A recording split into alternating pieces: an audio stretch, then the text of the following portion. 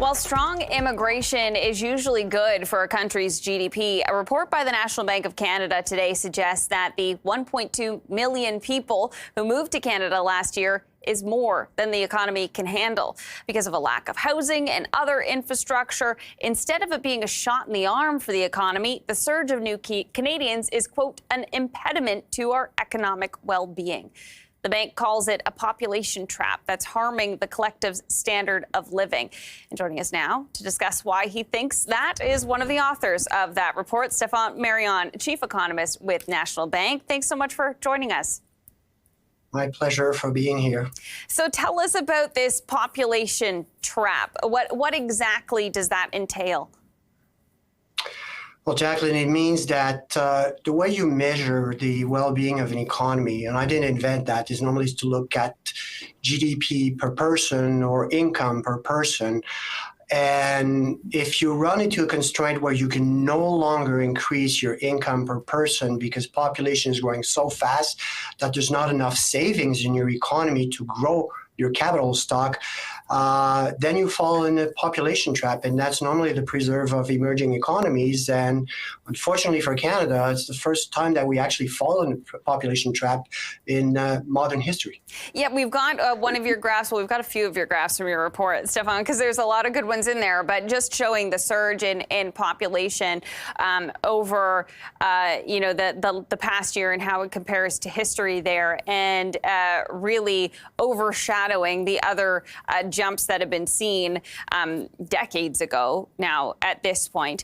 You talked about the capital stock. Can you put into, just some easy terms for us what exactly you're talking about there?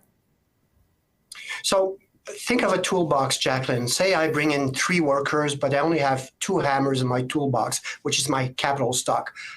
What am I going to do with the 3rd worker, right?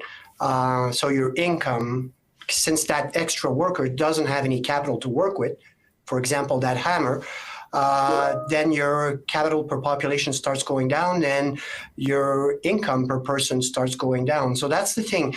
We have to modulate our immigration policies in accordance to what the economy can actually absorb. And right now, for the first time ever, I don't have enough hammers to accommodate all of these workers that want to come in. That's the example of capital stock. Yeah, and you pointed out that, housing isn't the only thing, but it is something to focus in on, right? I mean, you were looking at the housing deficit. We've got that graph as well that shows the people per housing unit started. So we'll bring that one up.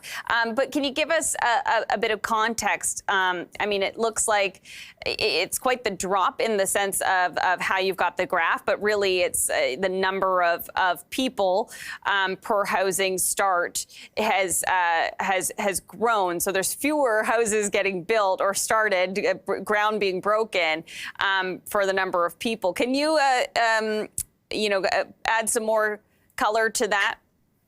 So you're keeping me on topic with my hammer analogy by bringing me to the housing sector. Housing is a disaster in the sense that even if we wanted to, in order to accommodate, so historically, Jacqueline, we built one home for about 1.8 person that enters the working age population. It's not 1-to-1 because there's more than 1 person per household, right? So that the historical ratio is 1 home start per 1.8 person that enters the working age population. Right now, the ratio has collapsed to 1 home starts for 4.2 people entering the labor force. So what's happening is that, well, if I can get a house and no one's going to build one because of capacity constraint, because we would need to build 700,000 homes per year in this country, whereas the best we've ever done is roughly 370,000. So the point here is, if I can't buy a house, I'm going to have to rent an apartment, and that's putting upward pressure on rent inflation, which is a big deal because we have 37% of Canadian households that actually are non-homeowners. They need to rent a place, and rent inflation is currently running at roughly 8% a year. Yeah, we just saw a new report from rentals.ca saying that asking rents jumped 8.6% in December to hit a record of $21,078 on average across the country. Yeah, a pretty penny for just a roof over your head. Coming back to the standard of living measurement, the GDP per capita that you looked at in this, and just how it compares to the U.S., because we got another one of your graphs here up showing Canada really lagging behind the U.S. What is behind that? It's depressing because in the private sector, if you exclude the residential construction component, so the capital stock has actually been declining for over 5 years. So that means we're unable to get businesses to grow their capital stock in Canada and hence accommodate the inflow of people. That's why I say we have to modulate. What's our key constraint right now in Canada? We have to find a way to get the private sector to invest in this country in order to accommodate the population surge. If not, well, Jacqueline, let's be serious and let's be honest, we need to reduce quite substantially the immigration quotas. If not, we will just exacerbate this drop in per capita GDP. Just so you know, we've had 5 consecutive quarters of decline in per capita GDP.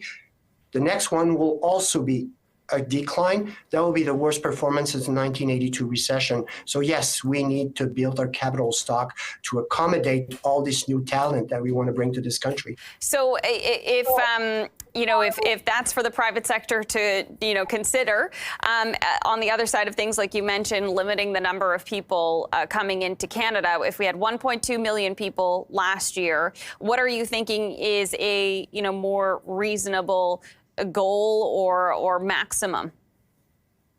Okay, I'm going to talk total population. I just don't want to focus on students who account for only 10% of that 1.2 million last year. We can't grow the population more than anywhere between 300 and 500,000. So let's call it 400,000 right in the middle. At this point in the cycle, that's all we can do if we want to escape the population trap.